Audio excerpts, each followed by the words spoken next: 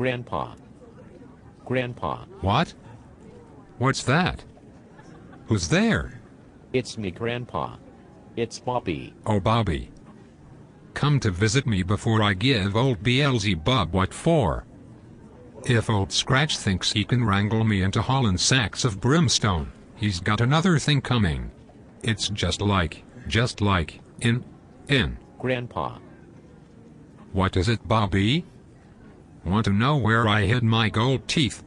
No, Grandpa, well, there are some things I wanted to ask you about. Some things from the past. Go ahead, Bobby. Well, it might be something that's hard to talk about. Something about the war. Oh. The war. The war was hell. It's tough to talk about sometimes. All the good men lost. All the pain. And what was it all for? So our generals could look at a map and... Grandpa. It's just that, well, you weren't even in the war. Were you? Not in the war?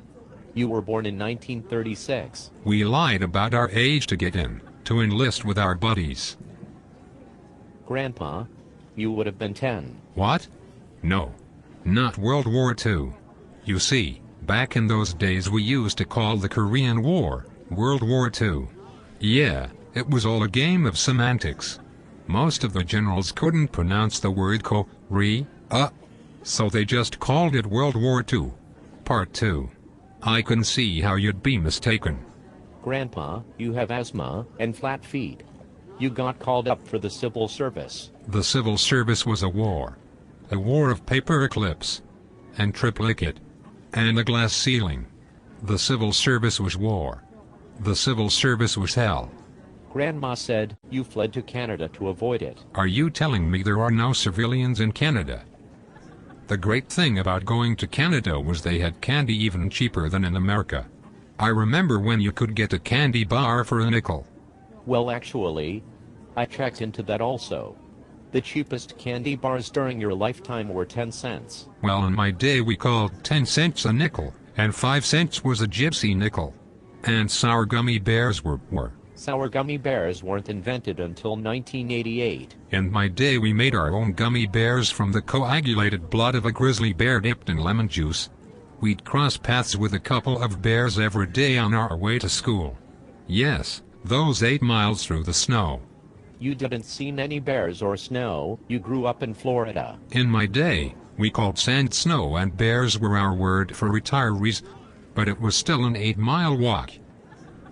You live right next to the schoolhouse. In my day, next to, meant 8 miles. But still we were happy. Happy and gay. Oh wait, I cannot say gay, can I? In my day, gay meant happy. Now the queers took it over and now we cannot say it. Just like the word colored. Well, I don't know how to bring it up, but I found this picture of you at Florida's first gay pride parade. What's wrong with being proud of being happy? That's what the rainbow flag is for. What's happier than a rainbow? Except maybe a double rainbow with sparkles. Yeah, but in the newspaper you were quoted as saying, and I quote, "One day a man will be able to marry another man without society judging him. One day I will be able to marry my life partner Anthony without anyone doubting the love of a white man to an African American man." End quote. In my day, African American man meant white woman.